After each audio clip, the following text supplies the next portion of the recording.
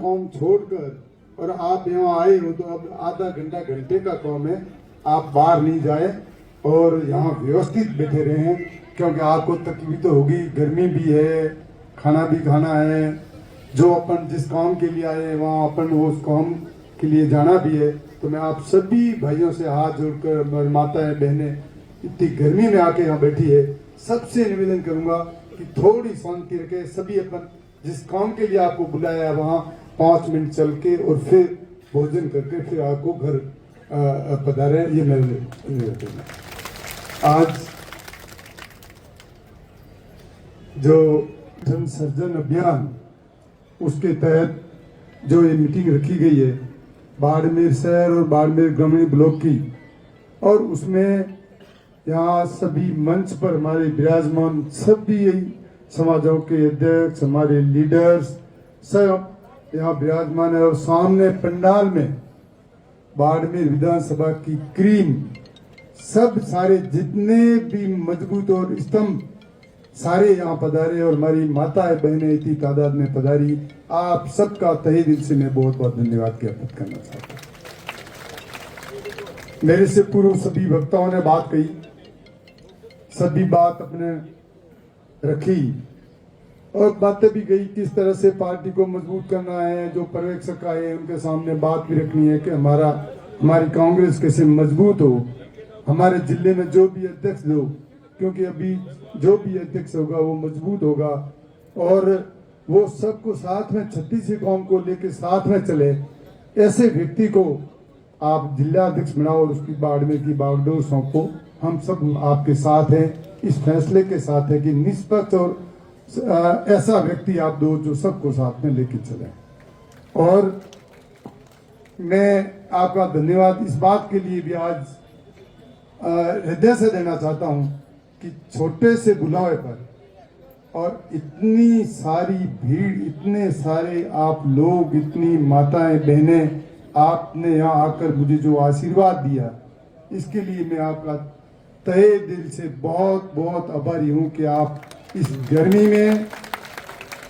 और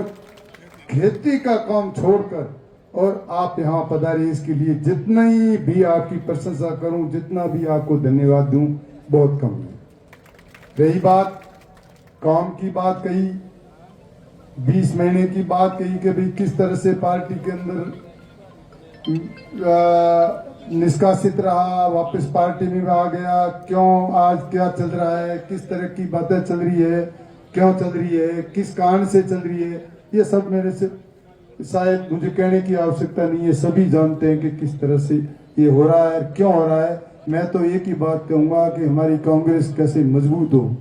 हमारे राहुल जी किस तरह से मेहनत कर रहे हैं कि कांग्रेस कैसे मजबूत हो, हमारे नेता और राजस्थान प्रदेश में वापस कांग्रेस की सरकार कैसे बने, किस तरह से ये जो आज सरकार की हालात है, काम नहीं हो रहे हैं, किस तरह से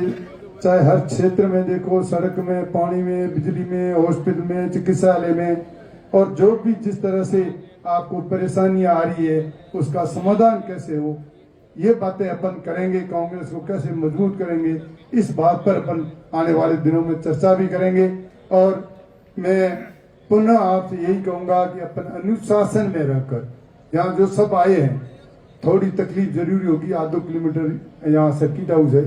और उनसे अपन ने समय लिया है, आप वहाँ चलें। कोई बुजुर्ग है वो उनके लिए गाड़ी की व्यवस्था होगी, हमारी बहनें भी कोई नहीं चल पाएगी तो उनको अपन गाड़ी में बिठाएंगे।